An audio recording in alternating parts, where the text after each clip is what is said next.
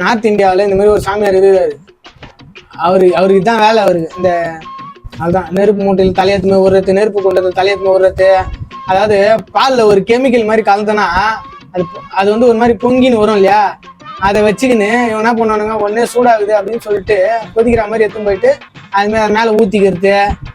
ஒரு எவ்வளோ கூட்டம் உட்காந்து இருக்கிற அதை பார்க்கறதுக்கு. ஐயோ பாரு எப்படி இல்லை, பானையில இருக்குது, எப்படி அது பொங்கி ஊத்தின்னு இருக்குது. இவனுக்கு தான் இவனோட அறிவு பார்த்தீங்களா?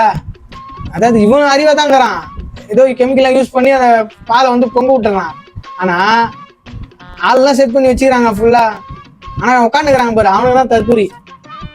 நல்ல ஜிம்முக்குலாம் போய் உடம்புலாம் பக்காவாக ரெடி பண்ணி வச்சுக்கிறான் பையன். ஒரு ஜிம் வச்சு போய்ச்சிக்கலாம். ஆனால் ஜிம் வச்சா கூட இந்த அளவுக்குலாம் பழிக்க முடியாது. இந்த மாதிரி ஆளுங்களை இந்த மாதிரி சாமி பேரை வச்சு தான் ஏமாற்ற முடியும். அதை தான் பயப்புல செம்மையாக பண்ணிட்டு இருக்காப்புல, அருமையாக பண்ணிட்டு இருக்காப்புல, அற்புதமாக பண்ணிட்டு இருக்காப்புல. வெல்றன்றா, இந்த தற்கூரிங்களே நீ தாண்டா வேணும்.